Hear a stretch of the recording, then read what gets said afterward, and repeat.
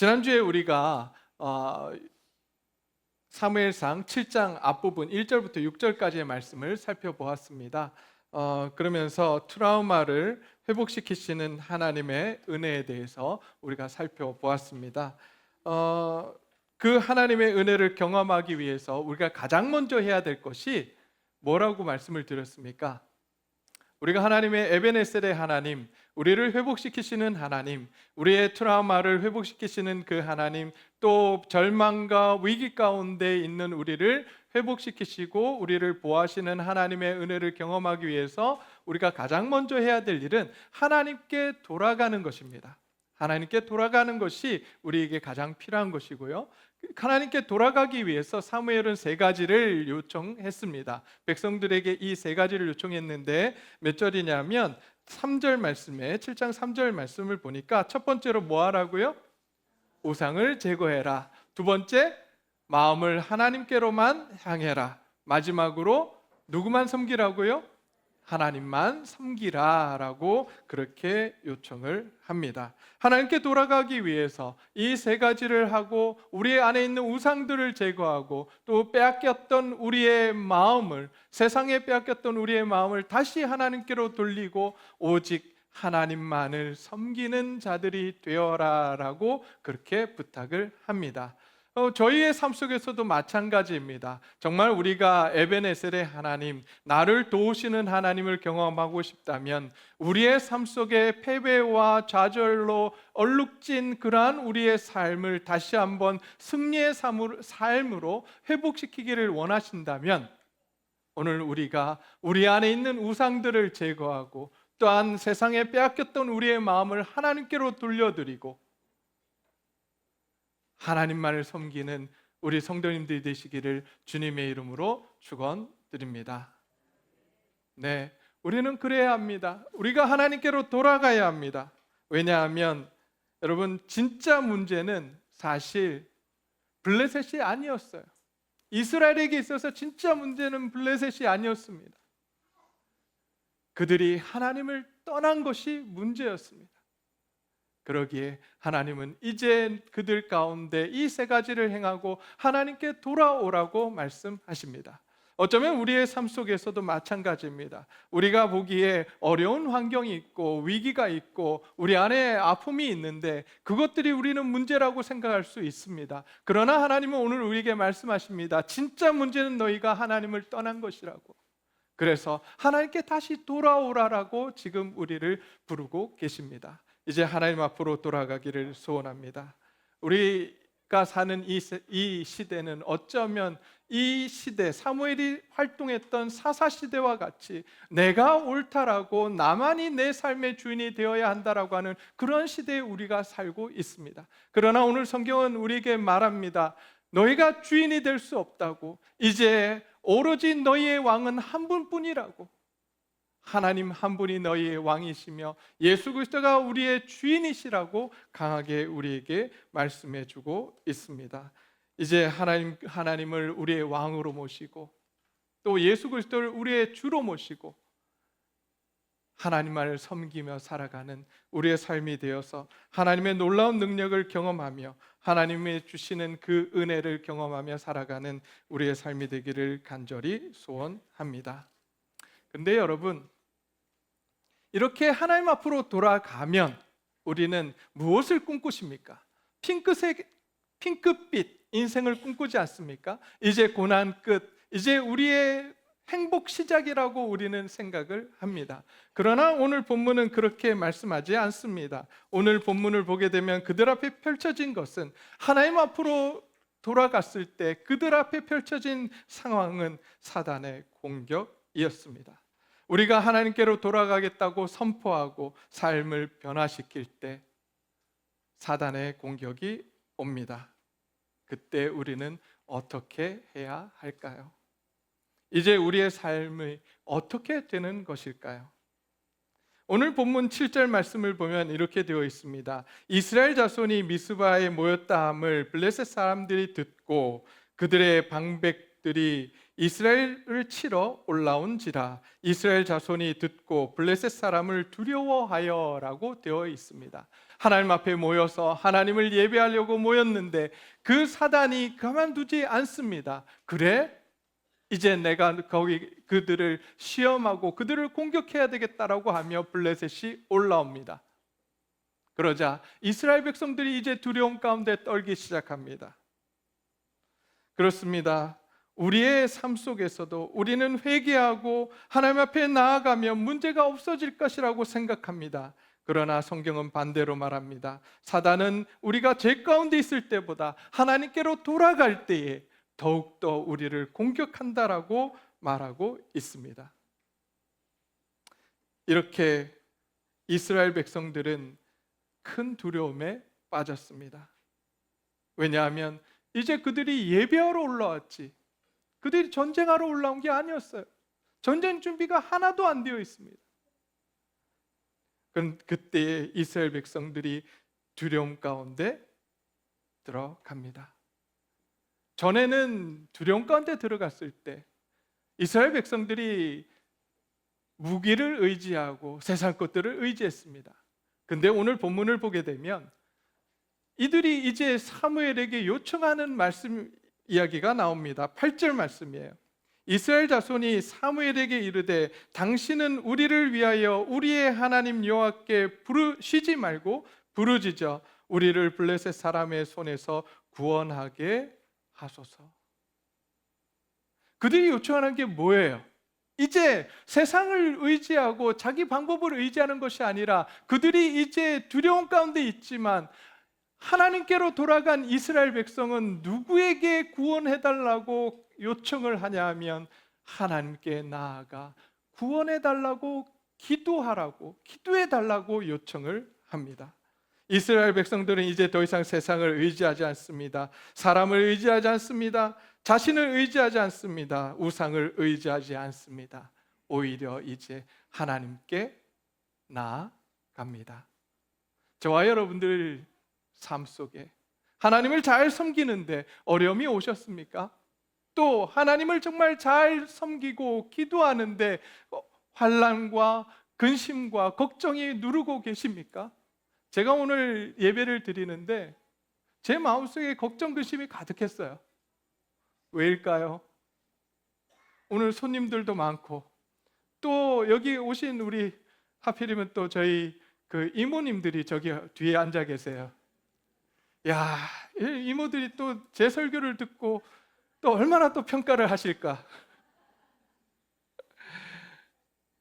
두려움 가운데 제가 들어갔습니다.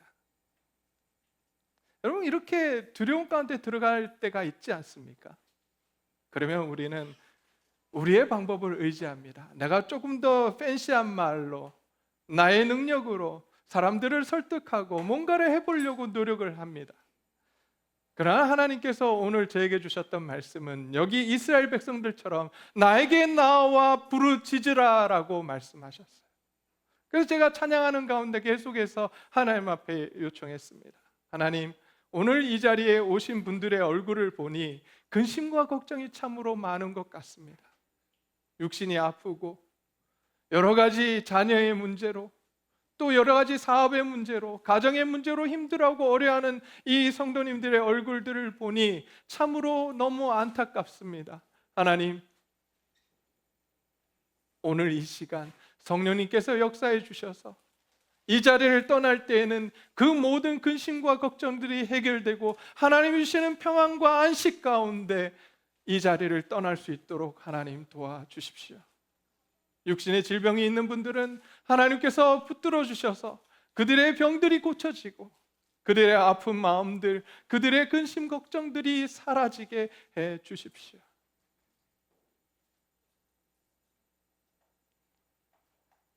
네, 우리가 해야 될 일은 하나님 앞에 나아가서 기도하는 일입니다. 여러분, 만약에 우리의 삶 속에 어려움이 없다면 우리는 한 번쯤은 다시 한번 우리 자신을 돌아보아야 합니다. 사단이 우리를 공격하지 않고 있다면 우리의 자신의 삶을 한 번쯤은 체크해 보아야 합니다. 왠지 아세요? 여러분, 우리가 하나님만을 섬기기로 작정하는 그 순간부터 누가 가장 싫어할까요? 누가 가장 우리를 방해할까요? 사단이 가만두지 않습니다. 끊임없이 우리를 그렇게 하지 못하도록, 주만을 섬기지 못하도록 공격할 거예요. 그런데 우리의 삶 속에 그러한 공격이 없고 우리의 삶이 그냥 느긋하다면 어쩌면 우리는 사단이 공격할 필요가 없는 그러한 영적인 상태에 있는지도 모르겠습니다. 우리 자신들을 한번 돌아봅시다. 정말 나의 삶이 주만을 섬기며 살아가고 있는지, 아니면 세상에 휩쓸려서 세상 사람들처럼 그렇게 살아가고 있지는 않는지. 이스라엘 백성들이 사사시대를 거치며 양다리를 걸치며 살아갔지 않았습니까? 말로는 주만을 섬긴다고 하면서 동시에 우상들을 섬겼던 그들.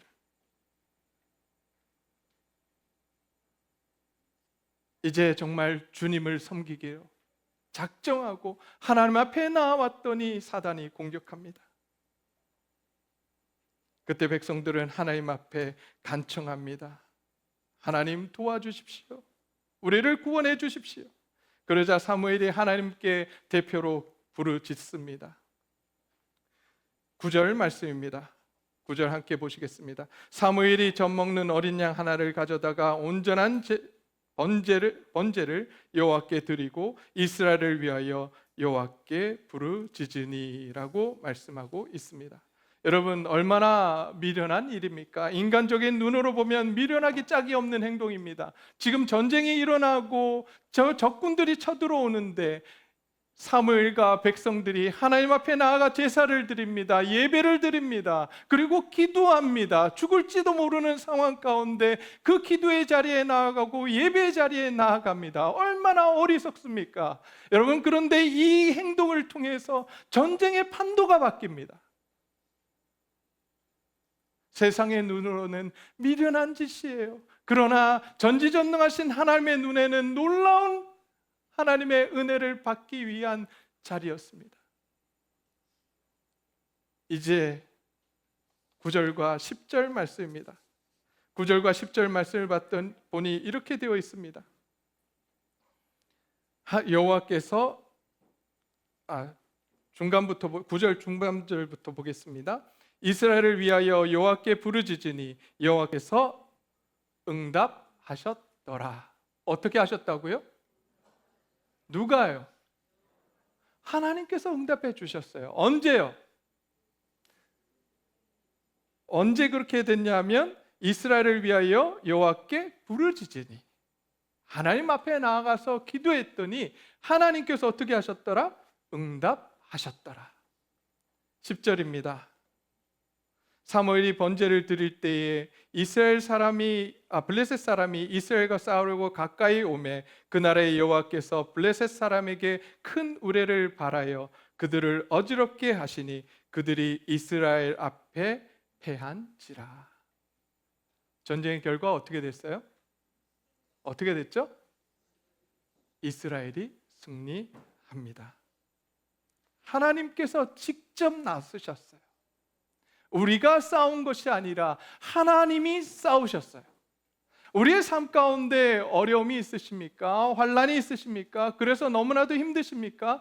우리가 그 문제를 해결하려고 아둥바둥합니다. 그러나 오늘 하나님께서 우리에게 말씀하십니다. 나에게로 돌아오라. 그리고 나에게 기도해라. 나에게 나와서 예배해라. 그러면 내가 직접 너희를 보호하겠다. 너희의 문제를 해결해 주겠다라고 오늘 우리에게 말씀해 주고 계십니다. 그 하나님을 오늘 이 시간 만나시기를 간절히 소원합니다. 그 하나님을 만나시고 그 하나님께 돌아가 우리 인생을 맡기시는 우리 성도님들이 되시기를 주님의 이름으로 축원드립니다. 그때 하나님이 우레를 바라십니다. 여기 나오는 우레는 그냥 천둥번개가 아니에요. 자연현상이 아니에요. 여기서 나오는 우레는 어떠한 우레냐? 출애굽 때 홍해를 가르시고 시내산에 임재하실 때에 두려움에 떨게 하셨던 하나님의 초자연적인 능력입니다. 그렇게 하나님께서 우레를 발사하시자, 하늘의 포성을 발성하시자 무적을 자랑하던 블레셋 군대가 패하고 맙니다. 예배의 자리를 지키고 기도의 자리를 고수할 때 이 전쟁은 이스라엘의 전쟁이 아니라 하나님의 전쟁이 되었습니다. 우리가 하나님 앞에 엎드릴 때 하나님이 우리를 대신해서 싸우기 시작하는 것입니다. 우리의 삶 속에 이제 하나님의 도우심을 받는 귀한 우리 성도님들의 삶이 되기를 소원합니다. 그러기 위해서 우리가 해야 될 일, 다시 한번 강조합니다. 우리가 정말 해야 될 일이 무엇인가? 하나님을 예배하는 일이에요. 하나님 앞에 나아가 기도하는 일이에요. 우리는 얼마 전까지 기도에 대해서 배웠습니다. 여러분, 기도에 대해서 배우면서 제가 그 기도에 관한 책 한 권을 소개해 드렸죠. 그 책의 이름이 뭐죠? 혹시 기억나십니까? 너무 바빠서 뭐 한다고요? 여러분, 이게 말이 된다고 생각하세요? 너무 바빠서 기도한대요. 우리는 너무 바쁘면 뭐 합니까? 네. 저는 기도한다는 이야기가 나올 줄 알았는데 아무도 그렇게 우리가 열심히 말씀을 듣고 했는데 우리는 너무 바쁘면 뭐 하죠? 네. 여러분, 입술로 고백하시기 바랍니다. 거짓이 아니라 오늘 이렇게 여러분이 입술로 고백하는 건 내가 그렇게 살겠다라고 하는 고백인 줄 믿습니다. 자, 우리 성도님들은 너무 바쁘면 뭐 하신다고요? 네, 기도해야 합니다. 왜요? 우리의 능력으로는 해결할 수 없는 일이거든요. 오늘 본문에 나오듯이 하나님이 역사하실 때 놀라운 능력으로 하나님이 우리의 인생을 책임져 주시는 것입니다. 우리가 그 하나님을 경험하기를 소원합니다. 그러기 위해서 우리가 무엇을 해야 되는가? 가장 먼저 하나님 앞에 나와 예배드려야 합니다. 그리고 하나님 앞에 나아가 기도해야 합니다. 하나님께 매달려야 합니다. 근데 이것은 해보신 분들만 알아요. 목사가 아무리 앞에서 떠들어봐, 나는 그냥 내 마음대로 할 거야. 바쁘니까 내가 원하는 대로 할 거야. 네, 해보세요. 하나님의 은혜를 받고 하나님의 보호하심을 받기 위해서 우리가 정말 해야 될 일, 그것은 하나님을 예배하고 하나님께 기도하는 일입니다. 자, 이렇게 이제 패배의 자리에서 승리케 하신 하나님, 그 하나님을 향해 이 사무엘이 돌을 세우고 그곳의 이름을 에벤에셀이라고 고백을 합니다. 그 에벤에셀의 뜻이 무엇이냐면 하나님이 여기까지 우리를 도우셨다라고 하는 것입니다. 여기까지 우리를 도우셨다. 근데 이 고백은 단지 전투에서 이기게 해주신 하나님께 감사하는 것이 아닙니다. 에벤에셀은 20년 전 이스라엘이 비참하게 패배했던, 법궤를 빼앗겼던 수치와 트라우마의 자리였습니다. 사무엘은 이제 일부러 그 승리의 자리에 에벤에셀이라고 하는 이름을 다시 붙입니다. 그리고 선포합니다. 하나님은 우리 과거의 실패와 상처까지도 완벽하게 바꾸시는 분이시다라고 하는 사실을 선포합니다. 오늘 그 에벤에셀의 하나님을 깊이 경험하는 저와 여러분들이 되시기를 간절히 소원합니다. 우리의 아픔이 있으십니까? 상처가 있으십니까? 우리의 삶에 고난이 있으십니까?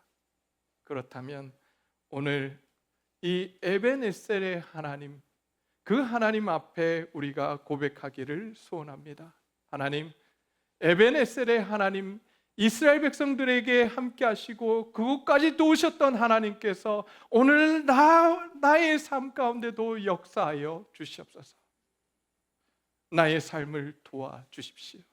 나의 삶을 회복시켜 주십시오. 그렇게 하나님께서 도우시니까 어떠한 역사가 일어났는가? 오늘 읽었던 본문 말씀이에요. 세 가지 축복이 임합니다. 첫 번째 13절 말씀입니다. 13절 보니까 이렇게 되어 있습니다. 이에 블레셋 사람이 굴복하여 다시는 이스라엘 지역 안에 들어오지 못하였으며 여호와의 손이 사무엘이 사는 날 동안 블레셋 사람을 막으니라고 되어 있습니다. 하나님이 어떻게 해주셨다고요? 블레셋 사람을 막아주셨어요. 이제 더 이상 침범하지 못하도록, 사단이 우리의 삶에 개입하지 못하도록 하나님께서 막아주셨다는 거예요. 저와 여러분들의 삶에 이런 하나님의 축복이 있기를 간절히 소원합니다. 두 번째로 어떤 것이 있었습니까? 14절 전반절을 보니까 이렇게 되어 있습니다. 14절입니다. 블레셋 사람이 이스라엘에게서 빼앗겼던 성읍이 에글론부터 가드까지 이스라엘에게 회복되니라고 말씀하고 있습니다. 하나님께서 우리의 삶을 회복시키십니다. 우리가 하나님께 다시 돌아가 우리가 기도한다면 우리의 잃어버렸던 열정, 기도의 눈물을 다시 회복시키시고 우리를 회복시켜 주시겠다고, 그 모든 상황 가운데 놓쳐버렸던 우리의 삶을 하나님께서 회복시켜 주시겠다고 오늘 우리와 약속하고 계십니다. 이러한 회복의 은혜를 받는 우리 성도님들이 되시기를 주님의 이름으로 축원드립니다. 마지막으로 이제 하나님께서 주시는 복이 14절 하반절에 나옵니다. 14절 하반절 함께 보시겠습니다. 이스라엘이 그 사방 지역을 블레셋 사람의 손에서 도로 찾고 또 이스라엘과 아모리 사람 사이에 평화가 있었더라라고 말씀하고 있습니다.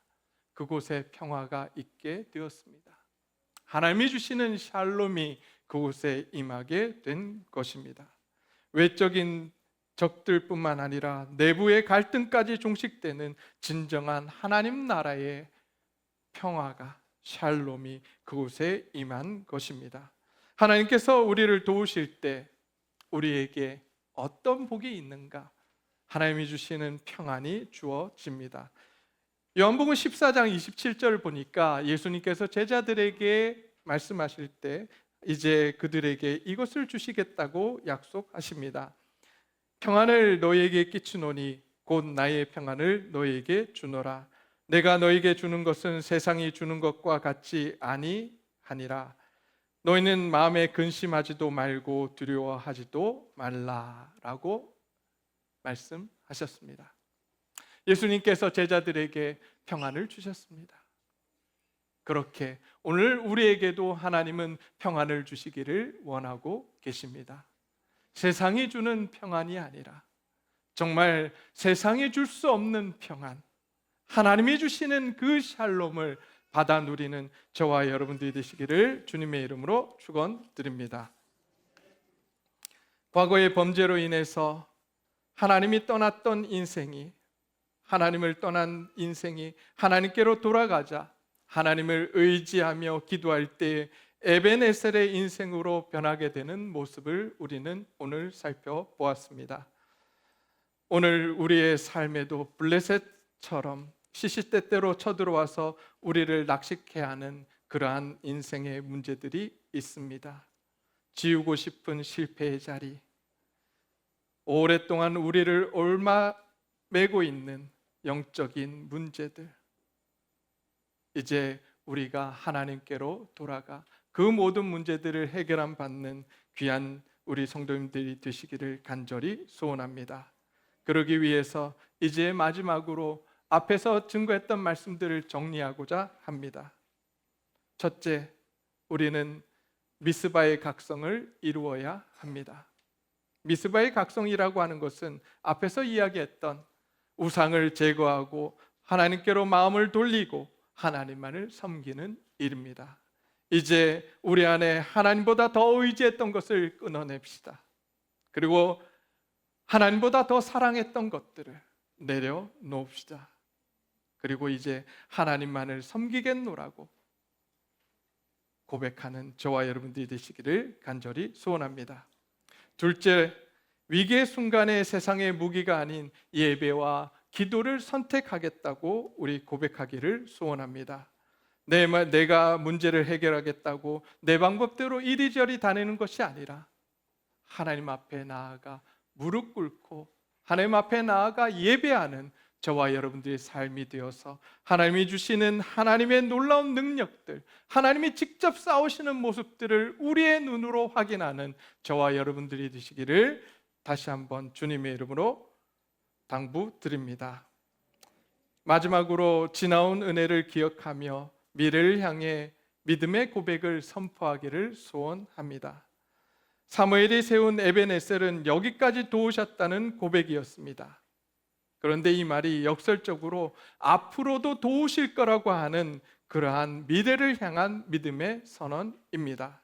어쩌면 우리의 삶 가운데 아직 끝나지 않은 영적인 전쟁들을 펼치고 계시는지 모르겠습니다. 그러나 그 상황 가운데 이제 우리가 선포하기를 소원합니다. 내 삶의 상처와 실패의 한복판에서 믿음의 기념비를 세우고 에벤에셀, 하나님이 여기까지 도우셨고 앞으로도 도우실 거라고 하는 그러한 믿음의 선포들을 하시기를 소원합니다.